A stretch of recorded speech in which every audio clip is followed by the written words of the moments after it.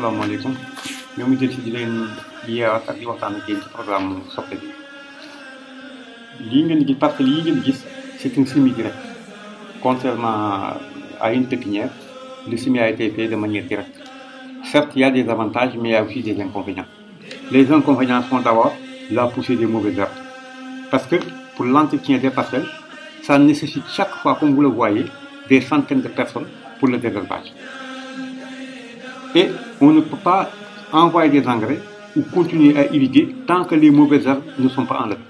Si bien que c'est un obstacle pour la culture de l'oignon. Il y a aussi le programme phyto. La fois dernière, je vous ai parlé d'une maladie qu'on appelle la Stymphalium. C'était une maladie, comme on l'a dit la fois dernière, autrefois on le voyait, on le constatait dans certaines régions. Mais sur le plan national, la maladie n'avait pas pris une telle envergure. Actuellement, on ne peut pas exploiter de l'oignon au Sénégal sans utiliser les meilleurs fongicides. Et ces fongicides, on les utilise depuis la pépinière. Donc on peut dire qu'à partir d'une à 2 semaines du lever de pépinière, on démarre le programme phyto avec des fongicides pour lutter contre la Stymphalium. Cette maladie se caractérise par un dessèchement partiel donc des feuilles d'oignon du haut vers le bas. Et ça joue beaucoup sur le rendement.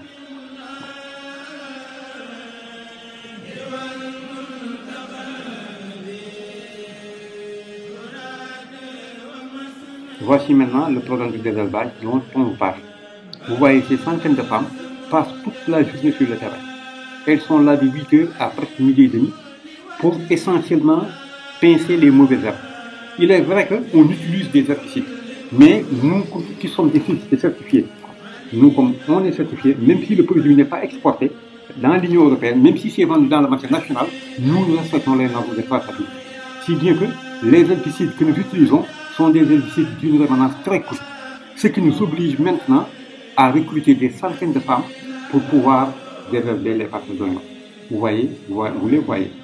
Elles sont là toute la journée pour le programme. Et puis, tant que ces mauvaises herbes-là ne sont pas désherbées, les engrais ne peuvent pas être envoyés. Parce que si vous envoyez de l'engrais, que ce soit de la potasse, de l'azote, du calcium, etc., ces engrais vont être bénéfiques pour les mauvaises herbes au détriment de la culture. Si bien que nous sommes obligés donc de recruter ces femmes et de les faire travailler chaque jour, on est obligé de le faire.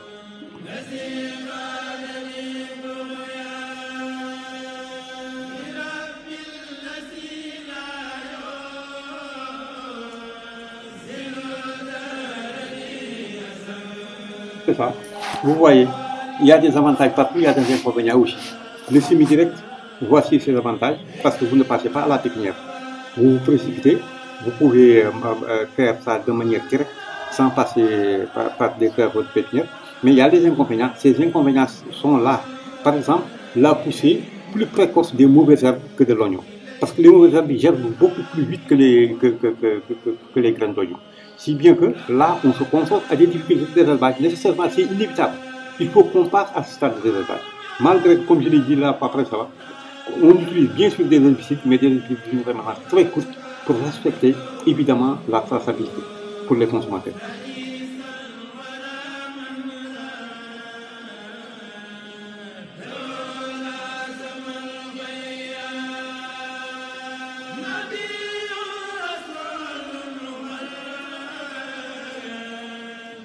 Je disais, le désherbage est là. Maintenant, après l'opération, quand tout est fini, les mauvaises herbes sont complètement dégagées, nous démarrons maintenant le programme de fertigation. C'est-à-dire qu'on envoie maintenant les engrais, l'irrigation et les traitements phyto. Parce que tant que les mauvaises herbes sont dans la parcelle, ces opérations ne peuvent pas être exécutées. On ne peut pas envoyer de l'engrais devant les mauvaises herbes, on ne peut pas traiter des produits phyto, on ne peut pas irriguer sans enlever d'abord les mauvaises herbes. Donc voilà, le programme est là. Je vous quitte jusqu'à une autre fois. Une prochaine fois.